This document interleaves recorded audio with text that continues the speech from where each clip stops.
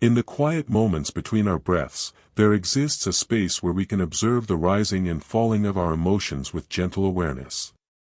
Yet when anger surges through us, this space often collapses, and we find ourselves swept away by a force that seems beyond our control. Perhaps you know this feeling, the tightening in your chest, the heat rising to your face, the narrowing of your vision until all you can see is the object of your frustration. In these moments, we become anger itself, forgetting that we are so much more than this temporary state of mind. The Buddha understood the profound suffering caused by anger. He saw it as one of the three poisons, along with greed and delusion, that feed the cycle of unhappiness in our lives. Holding on to anger, he taught, is like grasping a hot coal with the intent of throwing it at someone else. You are the one who gets burned. When we are consumed by anger, we indeed burn from within, scorching not only our peace of mind but also our relationships, our health, and our ability to see the world clearly. I remember working with a man named Michael who came to meditation practice after a painful divorce. His anger toward his ex-wife had become a constant companion, coloring every aspect of his life. "I can't stop thinking about how she betrayed me," he told me, his hands clenched tightly in his lap. "Sometimes I wake up in the middle of the night, my heart pounding, rehearsing all the things I should have said to her." As he spoke, I could see how his anger had become a prison, one he had unknowingly built around himself. His suffering was palpable, a testament to the Buddha's wisdom about the self-destructive nature of unchecked anger. What Michael didn't yet understand, what many of us fail to recognize in the heat of our emotional reactions, is that beneath anger often lies a profound sense of care. As Jack Cornfield wisely observes, when we look deeply, often under the anger, which is a protection of ourselves and others, is the profound truth that we really care. Michael's anger masked a deep love that had been wounded, a vision of family life that had been shattered, a future that would never come to pass. His anger was protecting a tender heart that didn't know how else to cope with such pain. The journey from anger to compassion begins with this crucial recognition, that our anger, however destructive it may seem, contains within it the seeds of care and connection. Thich Nhat Hanh teaches that anger is like a howling baby, suffering and crying. The baby needs his mother to embrace him. You are the mother for your baby, your anger. The moment you begin to practice breathing mindfully in and out, you have the energy of a mother, to cradle and embrace the baby. This beautiful metaphor reminds us that our anger deserves not our judgment but our tender attention. In Buddhist psychology, anger is understood not as a fixed aspect of who we are but as a temporary state of mind, a cloud passing through the sky of our consciousness.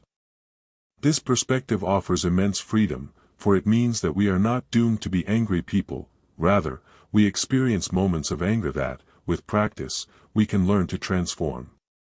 The Buddha taught that hatred is never appeased by hatred in this world. By non-hatred alone is hatred appeased. This is an eternal law. This eternal law points to the possibility of transformation that lies at the heart of Buddhist practice. The transformation of anger is not about suppression or denial. The Buddha never suggested that we should repress our emotions or pretend they don't exist. Rather, he offered a path of mindful engagement with our inner experience, a way of relating to our anger that acknowledges its presence without being overtaken by it. This subtle yet profound shift in relationship to our emotions is the key that unlocks the door to their transformation. I witnessed this transformation in Michael over time. Through regular meditation practice, he gradually learned to recognize the early signs of his anger arising, the subtle tightening in his jaw, the acceleration of his thoughts, the constriction in his breathing. By bringing mindfulness to these cues, he created a small space of awareness that allowed him to pause before being carried away by the storm of his emotions. In that pause, he discovered the possibility of choice, the freedom to respond rather than merely react. Last week, he told me after several months of practice, I found myself getting angry when my ex-wife was late bringing our daughter home. All the old thoughts started coming up, about how inconsiderate she is, how she never respected my time even during our marriage. But then I noticed my breathing getting shallow, and I remembered to pause. I took a few deep breaths, and something shifted. I suddenly realized that my anger wasn't helping my daughter, who was caught in the middle of all this. I was able to greet them both with genuine kindness when they arrived, and I saw such relief in my daughter's eyes. Michael's experience illustrates a fundamental insight from Buddhist psychology, that between stimulus and response lies a space, and in that space resides our power to choose, our power to transform anger into compassion. As Pema Chodron teaches, the Buddhist teachings tell us that patience is the antidote to anger and aggression. When you practice patience, you're not repressing anger, you're just sitting there with it, going cold turkey with the aggression. As a result, you really get to know the energy of anger. This intimate knowledge of anger's energy is the beginning of its transformation. The path from anger to compassion is not always straightforward or easy. It requires courage to face our anger directly, to sit with its uncomfortable energy without being consumed by it. It demands patience with ourselves as we learn new ways of relating to our emotions. And it calls for a deep commitment to our own healing and the healing of our relationships. Yet the Buddha's teachings offer a clear map for this journey, a set of practices that have guided countless beings toward greater peace and compassion for over 2,500 years. As we begin to explore these practices together, I invite you to approach them with an open heart and mind. The journey we are about to undertake is not about becoming perfect beings who never experience anger.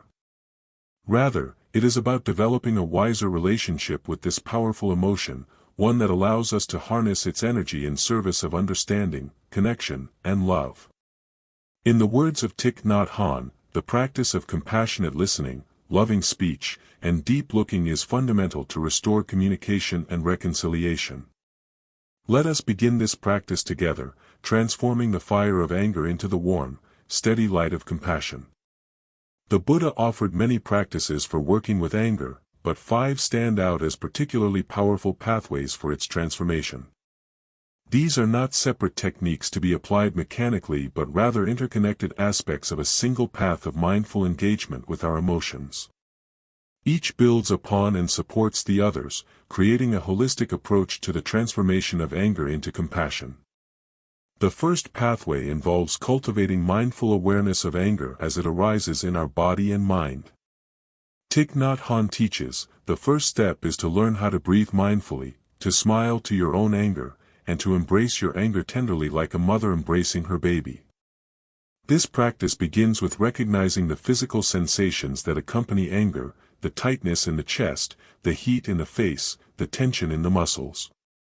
By bringing gentle attention to these bodily experiences, we create a small space between ourselves and our anger, a space that allows us to observe rather than identify with this powerful emotion. I worked with a woman named Sarah who struggled with anger toward her elderly father.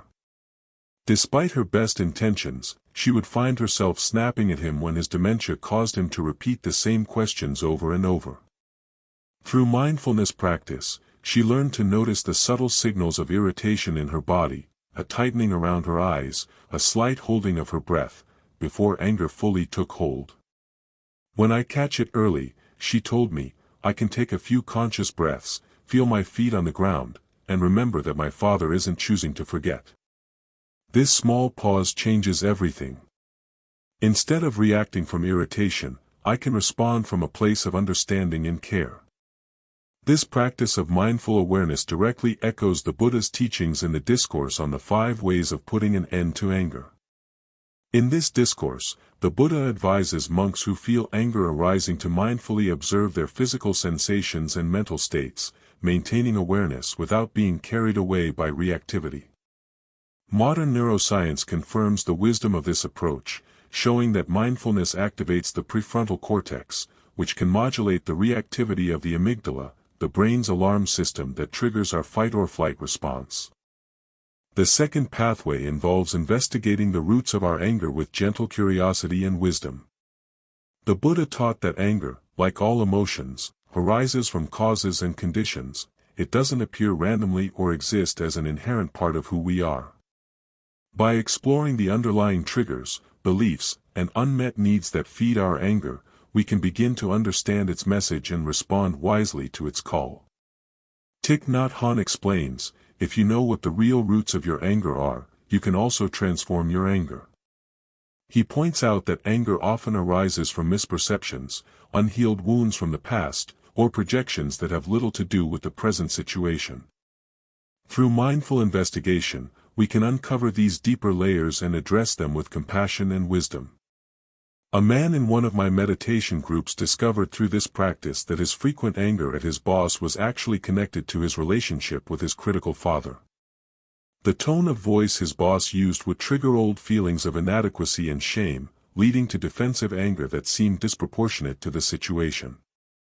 As he brought mindful awareness to these reactions and investigated their roots, he was able to distinguish between past and present, responding to his boss more skillfully while also beginning to heal the old wound in his relationship with his father. The third pathway involves practicing patience as a direct antidote to anger. Pema Chodron teaches, when we practice patience, we're not repressing anger, we're just sitting there with it, going cold turkey with the aggression.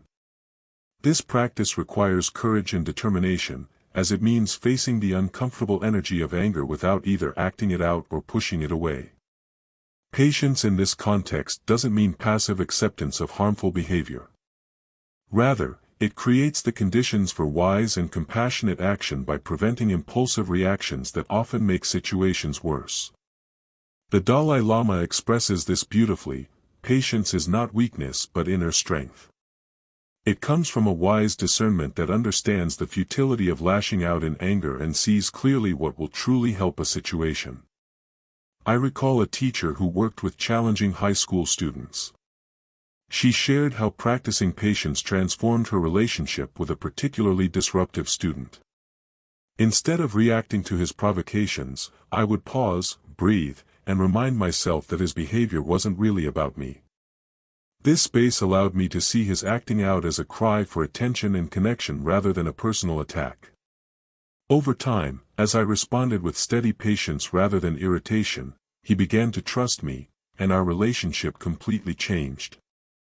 The fourth pathway involves cultivating loving kindness, metta, and compassion, karuna, as direct antidotes to anger and ill will. The Buddha taught that just as darkness cannot exist in the presence of light, anger cannot coexist with genuine loving kindness. By intentionally developing these positive qualities of heart, we gradually transform the habitual patterns that give rise to anger. The practice of metta begins with offering good wishes to ourselves: may I be happy. May I be peaceful. May I be free from suffering. It then expands to include loved ones, neutral persons, difficult people, and eventually all beings. This gradual expansion of our circle of care challenges the divisive thinking that often underlies anger, which tends to create sharp boundaries between us and them. Jack Kornfield notes, when we feel our care, it gives rise to compassion, a heartfelt sense of our shared connection. This recognition of our fundamental interconnectedness is the essence of compassion, which sees beyond surface differences to our shared humanity. When we truly understand that the person who triggers our anger is, like us, seeking happiness and avoiding suffering, often unskillfully, our heart naturally softens. The fifth pathway involves transforming anger through mindful communication and right speech. Thich Nhat Hanh offers a powerful practice for communicating when anger is present. The first line you may write to him is, "Darling, I suffer. I'm angry. And I want you to know it." The second line, the second thing you might like to tell him or her, is that you are doing your best. And the third line, "Please help me." This communication practice embodies the principles of honesty, vulnerability, and connection. Instead of using speech to blame or attack, we express our own experience and invite understanding. By acknowledging our suffering without projecting it onto others, we create the possibility for genuine dialogue and reconciliation. A couple I worked with transformed their conflictual relationship using this approach. Instead of their usual pattern of accusation and defense, they learned to express their feelings vulnerably. "I feel hurt when you come home late without calling, and I'm doing my best to understand rather than assume the worst. Can you help me by sharing what's happening for you? This shift from blame to shared exploration completely changed the emotional tone of their conversations, allowing anger to be transformed into deeper understanding and connection. These 5 pathways, mindful awareness, wise investigation, patient endurance, loving kindness, and mindful communication, work together synergistically to transform anger into compassion. They are not sequential steps but complementary practices that support and deepen one another. As we engage with these practices, we gradually develop a new relationship with anger, one that allows us to honor its energy and message while responding from our deepest wisdom and care. The transformation of anger happens gradually, through consistent practice and gentle persistence. There may be times when anger still overtakes us, when we react in ways we later regret. In these moments, the practice of self-compassion becomes essential. As Pema Chodron reminds us, the path of developing loving kindness and compassion is to be patient with the fact that you're human and that you make these mistakes. That's more important than getting it right. This journey of transformation is not about achieving perfection but about growing in awareness and love. Each time we practice mindfulness in the face of anger, each time we choose patience over reactivity, each time we respond with kindness rather than hostility, we strengthen these pathways in our mind and heart. Over time, these new patterns become more natural and accessible, gradually replacing the habitual reactions that once seemed so automatic and inevitable. As we cultivate these practices in our daily lives, we may notice subtle shifts in our relationship with anger. Perhaps we catch it arising a little earlier, before it has fully taken hold. Maybe we recover more quickly from episodes of reactivity, returning to center with greater ease.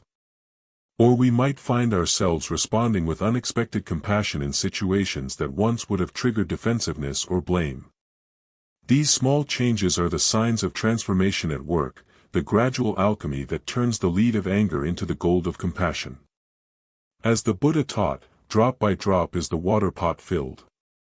Likewise, the wise person, gathering it little by little, fills oneself with good. Each moment of mindful presence, each instance of patient endurance, each extension of loving kindness contributes to this filling, this gradual transformation of heart and mind. The practices we've explored are not merely techniques for managing anger but doorways to a profound shift in how we relate to all of life. As we learn to meet our own anger with mindfulness and compassion, we develop the capacity to meet all difficult emotions, fear, grief, shame, disappointment, with the same quality of presence. And as we extend compassion to ourselves in moments of reactivity, we naturally become more compassionate toward others in their struggles. This ripple effect of practice is beautifully illustrated in the story of Angulimala, a feared murderer who wore a necklace made from the fingers of his victims. When he encountered the Buddha on a forest path and tried to attack him, the Buddha responded not with fear or anger but with calm compassion. This unexpected response stopped Angulimala in his tracks and opened his heart to transformation. He eventually became a monk and, through diligent practice, attained complete freedom from anger and hatred. While our own transformations may not be as dramatic as Angulimala's, the principle remains the same. Compassion has the power to transform even the most entrenched patterns of anger and aggression. Each time we choose the path of mindfulness and compassion over reactivity, we contribute to the healing of not only our own hearts but the collective heart of our world.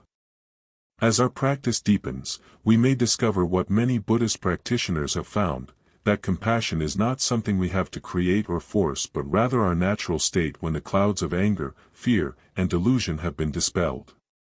Like the sun that is always shining behind the clouds, our compassionate nature is ever present, waiting to be revealed through the practice of mindful awareness and loving presence. This understanding shifts our relationship with practice from one of self-improvement to one of self-discovery. We are not trying to become something other than what we are but rather uncovering the wisdom and compassion that have been our birthright all along. The 5 pathways we've explored are not adding anything new to us but rather helping us remove the obstacles that obscure our natural clarity and kindness. The journey from anger to compassion takes time and patience. There may be periods of rapid transformation followed by challenging setbacks. There may be certain relationships or situations that continue to trigger old patterns of reactivity. In these moments, the quality of self-compassion becomes especially important. As we learn to hold our own struggles with gentle understanding, we strengthen our capacity to persist in practice despite difficulties and setbacks. I think of a woman named Elena who practiced diligently with her anger for many years. Through mindfulness, she learned to recognize and interrupt automatic patterns of reactivity. Through investigation, she uncovered the childhood wounds that fueled her adult anger. Through patience, loving kindness, and mindful communication, she transformed many of her relationships. Yet there remained one relationship, with her sister, that continued to trigger intense anger despite all her practice. Rather than seeing this as a failure, Elena learned to hold this challenge with compassion. "I used to think I should be beyond getting angry with my sister by now," she told me. "But I've realized that some patterns run very deep and take longer to transform. Instead of judging myself when anger arises, I now see it as an opportunity to deepen my practice of mindfulness and self-compassion. Each difficult interaction becomes a chance to learn something new about myself and to practice meeting my own suffering with kindness." Elena's perspective reflects the wisdom of the Buddha's teaching on gradual transformation. Just as water slowly wears away stone, the consistent practice of mindfulness and compassion gradually erodes even the most entrenched patterns of anger and reactivity. This process cannot be rushed or forced, it unfolds according to its own timing, influenced by countless causes and conditions, some beyond our conscious awareness or control. Yet even as we acknowledge the gradual nature of transformation, we can take heart in knowing that each moment of practice makes a difference. Each time we pause before reacting, each time we choose compassion over blame, each time we respond with kindness rather than hostility, we strengthen the neural pathways of peace and weaken the habitual patterns of reactivity. These small choices accumulate over time, gradually reshaping our minds and hearts in the direction of greater wisdom and compassion. The Buddha offered a powerful metaphor for this process in his teaching on the two arrows. "The first arrow," he said, "is the inevitable pain of life, the physical sensations, losses, and difficulties that are part of the human condition. The second arrow is the one we shoot ourselves with through reactivity, resistance, and self-judgment. While we cannot always avoid the first arrow, we can, through mindful practice, stop shooting ourselves with the second." In the context of anger, the first arrow might be the initial flush of emotion that arises in response to a challenging situation. This initial response happens too quickly for conscious intervention. It's the automatic reaction of our nervous system based on past conditioning and present circumstances. The second arrow is what we add to this initial response, the stories we tell ourselves about what happened, the judgments we make, the ways we feed and amplify the initial emotional reaction. Through the 5 pathways we've explored, we learn to stop shooting ourselves with this second arrow.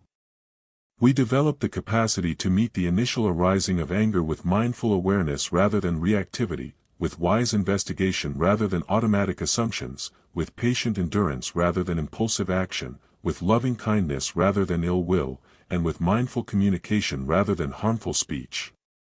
As we practice in this way, gradually letting go of the second arrow, we discover an unexpected freedom, the freedom to experience anger without being defined or controlled by it, the freedom to respond wisely rather than react habitually, the freedom to choose compassion even in the face of difficulty. This freedom is not about never feeling anger but about relating to it in a way that leads to healing rather than harm, to connection rather than division, to peace rather than conflict. In the silence of meditation, in the midst of daily life's challenges, in the heart of our most difficult relationships, this practice continues. Moment by moment, breath by breath, we cultivate the mindfulness, wisdom, patience, loving kindness, and skillful communication that transform anger into compassion. And as we do, we discover that what once seemed impossible, the transformation of our most challenging emotions, gradually becomes our lived reality. The Buddha's teachings remind us that we are not alone in this journey. Countless beings before us have walked this path of transformation, facing the same struggles, experiencing the same setbacks, and ultimately discovering the same possibility of freedom. Their journey encourages our own, reminding us that what seems difficult or even impossible today may, with continued practice, become natural and effortless tomorrow. As we close our exploration of transforming anger into compassion, I invite you to hold these practices lightly yet persistently, approaching them not as tasks to master but as invitations to awaken. The path unfolds one step at a time, one breath at a time, one moment of mindfulness at a time.